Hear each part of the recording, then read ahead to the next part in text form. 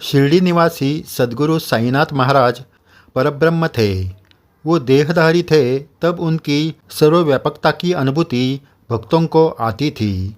लेकिन उनके ईश्वर स्वरूप होने के उनके प्रमाण मिलने के बाद भी मानव मन में स्वभाव धर्म के अनुसार वो सवाल उठाते रहते हैं कि साईं बाबा कौन थे, हिंदू थे या मुसलमान, उनके माता पिता कौन थे।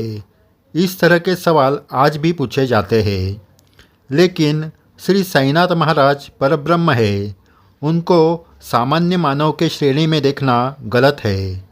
श्री साईं बाबा के देह अवतार में और समाधि के बाद चमत्कार देखकर उनको ईश्वर अवतार मानने में कोई संदेह रहना नहीं चाहिए।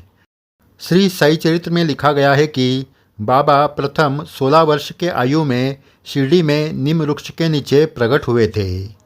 उसके बाद 4 साल वो कहीं गायब हो चुके थे। बाद में चांद भाई के भांजे के शादी के बारात के साथ वो 1858 में शिरडी आए थे। उसके बाद वो समाधि तक शिरडी में ही रहे थे। अब बाबा शिरडी में कब आए थे, इस पर भी विवाद होता है। कुछ लोग कहते हैं कि बाबा 1872 में शिरडी आए थे, लेकिन वो सही नहीं लगता।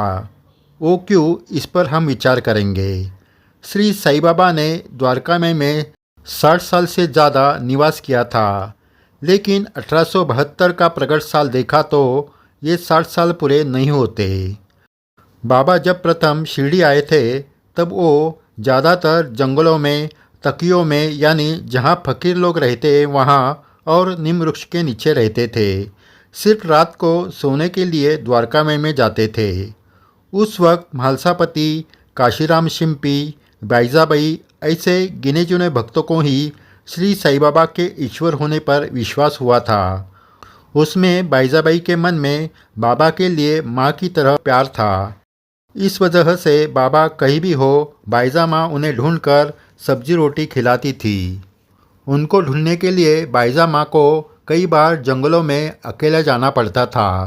आखिरकार बाबा ने उनकी मुश्किल दूर करने के लिए द्वारका में ही रहना पसंद किया। दूसरी एक महत्वपूर्ण बात, श्री अक्कलकोट स्वामी के शिष्य बिडकर महाराज 1873 के समय शिरडी आए थे। अगर बाबा शिरडी में 1872 में आए होते तो सिर्फ 1 साल में इतने बड़े सत्पुरुष के शिष्य शिरडी में कैसे आएंगे। साईं बाबा के भक्त चिदंबर केशव गाडगीळ, नाना साहब निमोणकर, लक्ष्मण गोविंद मुंगे ये 1872 से 74 के दौरान शिरडी में पहली बार आए थे। अब 1872 में बाबा पहली बार शिरडी आए तो क्या उनके प्रकट होते ही उनका महिमा चारों ओर फैला होगा, ये सच नहीं है। इससे ये स्पष्ट होता है कि बाबा 1858 से 59 के दौरान प्रथम शिरडी आए थे। प्रथम जब वो शिरडी आए थे तब उनको अनेक मुश्किलों का सामना करना पड़ा। इन मुश्किलों में एक घटना भी थी कि उनको दुकानदारों ने तेल नहीं दिया था। फिर बाबा ने पानी से दिए जलाए थे। लेकिन बाबा साहब और नाना साहब डेंगड़े, नाना साहब निमोणकर जैसे समाज में बड़े पद पर काम करने वाले भक्तों को बाबा की अनुभूति आई थी। इसलिए उनके अनुभवों पर बाकी लोगों का विश्वास बैठना सहज था। 1892-94 के दौरान नाना साहब चांदोरकर जी को बाबा ने वतनदार कुलकर्णी के द्वारा बुलाकर लाया। चांदोरकर के वजह से दासगुणु महाराज आ गए। उसी समय बाबा ने लकड़ी के छोटे फलक को कपड़े के टुकड़ों से बांधकर उस पर सोने की लीला की थी। दासगुणु महाराज ने वो अपने आँखों से देखी थी। पानी से दिया जलाना और लकड़ी के फलक पर सोना, इस लीला से गांव के और बाहर के लोग बाबा को मानने लगे थे। अब अगला विषय बाबा के माता पिता कौन थे, इस पर विचार करते हैं। बहुत लोग ऐसी कथा सुनाते हैं कि श्री साईं बाबा का जन्म एक हिंदू माता के गर्भ से हुआ। वो शिव शंकर के आशीर्वाद से उन माता पिता को प्राप्त हुए थे। जंगल से जाते वक्त ये बच्चा गुम हो गया या उस माता ने उस बच्चे को एक पेड़ के नीचे छोड़ दिया। फिर एक फकीर ने उसकी परवरिश कुछ साल की, इसलिए उन पर मुस्लिम धर्म का संस्कार हुआ। आगे उस फकीर ने उस बच्चे को वेंकुसा नामक सत्पुरुष को सौंप दिया। वेंकुसा ने उसे आध्यात्म की दीक्षा दी, इसलिए वो बाबा के गुरु हो गए। मुझे इस बात में कोई तथ्य नज़र नहीं आता, क्योंकि श्री साईं बाबा 16 वर्ष की आयु में शिरडी में नीम वृक्ष के नीचे प्रकट हुए थे। तब वो किसी से बातें नहीं करते थे, अपने आप में वो खोए रहते थे। फिर लोगों में जिज्ञासा उत्पन्न हुई।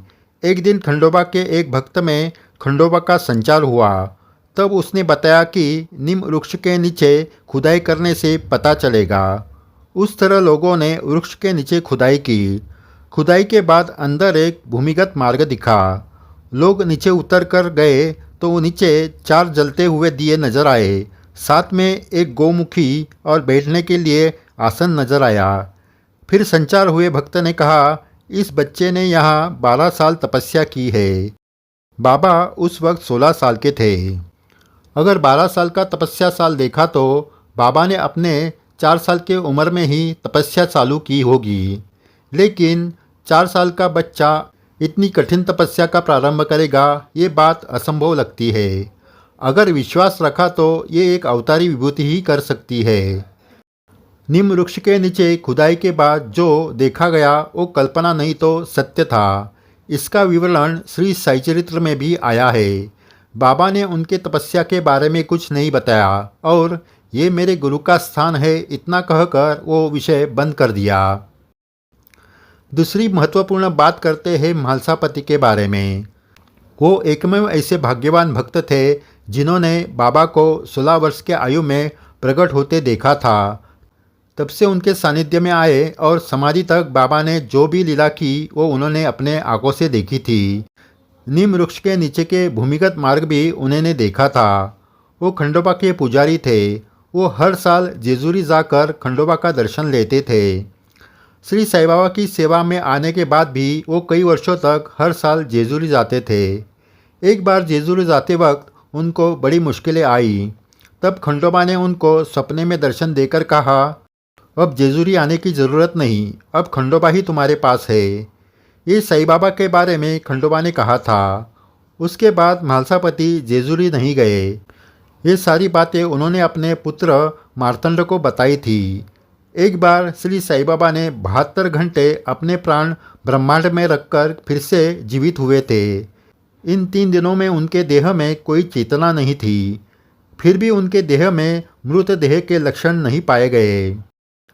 हम जानते हैं कि मृतदेह की हालत 2-3 दिन के बाद क्या होती है। इसका अर्थ ये भी होता है कि उनका देह भी ईश्वरीय था। नवनाथ में श्री मच्छिंद्रनाथ, श्री गोरक्षनाथ, इन्होंने ऐसी असंख्य लीला की थी। सभी नाथ अयोनिज थे। उसी तरह श्री साईं बाबा भी अयोनिज है। ये मानना ही सही है। इसलिए बाबा को उनके माता पिता के बारे में पूछा जाता तो वो कहते थे कि मेरी माँ वणी में और बाप त्र्यंबकेश्वर में है।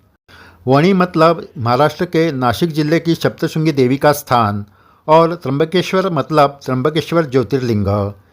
ये 2 स्थान शिव शक्ति का प्रतीक है। श्री साईं बाबा में शिव और शक्ति का वास है। इन सभी बातों से हम समझ जाएंगे कि श्री साईं बाबा को किसी धर्म जात से जोड़कर देखना गलत है। अब श्री साईं बाबा के गुरु के बारे में विचार करेंगे। कोई कहता है कि श्री साईं बाबा के गुरु वेंकुसा थे, लेकिन आप ध्यान देंगे तो वेंकुसा ये वेंकटेश भगवान की साधना करके सिद्ध हुए थे। एक दिन एक स्त्री को देखने की वासना उनके मन में प्रकट हुई तो उन्होंने अपनी आंखें अपने ही हाथ से फोड़ दी थी। ऐसी कथा है। श्री साईं अवतार कार्य में बाबा ने स्त्रियों के बारे में कितनी मर्यादा रखी थी ये तो हम जानते हैं।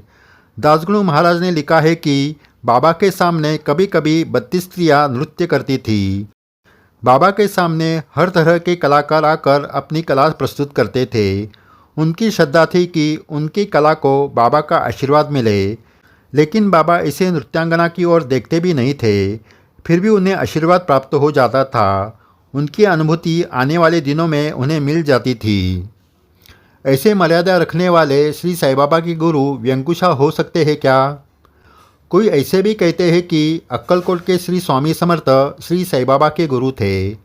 सच देखा जाए तो श्री स्वामी समर्थ और श्री साईं बाबा एक ही है। उसमें कोई बड़ा या छोटा नहीं है। श्री साईं बाबा ने कभी नहीं कहा कि वो मेरे गुरु है। श्री साई चरित्र में पितले नामक भक्त की कथा आई है जो आपने पढ़ी होगी। बाबा ने पितले को 2 रुपये देते वक्त कहा, मैंने पहले तुझे 2 रुपये दिए थे, उसके साथ में ये 2 सिक्के पूजा में रख। बाबा ने ऐसा नहीं कहा कि मेरे गुरु ने दिए हुए 2 रुपये में ये 2 सिक्के रखो। श्री स्वामी समर्थ समाधि लेने से कुछ दिन पहले नाइक नाम के एक भक्त उनके पास गए थे। बाद में 15 साल के बाद वो जब शिरडी में बाबा के दर्शन के लिए आए तब बाबा ने कहा, अब अक्कलकोट में क्या रखा है? स्वामी प्रत्यक्ष रूप से अब यही है। जो परब्रह्म संत विभूति एक ही होते हैं उनको मानवी सोच चिपकाना ठीक नहीं। जैसे हरि और हर एक है वैसे श्री स्वामी समर्थ और श्री साई बाबा एक है। एक बार लक्ष्मीबाई शिंदे जिन्हें बाबा ने 9 रुपये दान दिए थे, उन्हें पूछा गया कि खाना खाने से पहले बाबा कौन से भगवान का नाम लेते थे। उस पर लक्ष्मीबाई ने कहा, जो साक्षात भगवान है वो और किसी भगवान का नाम क्या लेंगे? वो खाना खाने से पहले किसी का नाम नहीं लेते थे। फिर बोलिए, श्री साई बाबा का जीवन एक खुले किताब की तरह आपके सामने है, तो हम उनके धर्म, जात और गुरु के बारे में विवाद क्यों करें? श्री साई बाबा जाति धर्म के ऊपर उठकर परब्रह्म में स्थित है, लेकिन हमारे पास अर्जुन जैसी दृष्टि नहीं है। इसलिए हम सिर्फ उनको भौतिक मनोकामना पूरी करने के लिए पूछते हैं। वो आसान है, लेकिन श्री साई बाबा को पहचानना बहुत कठिन है। उनको शरण जाकर अपना उद्धार कर लेना यही अपने हाथ में है। जय साई राम।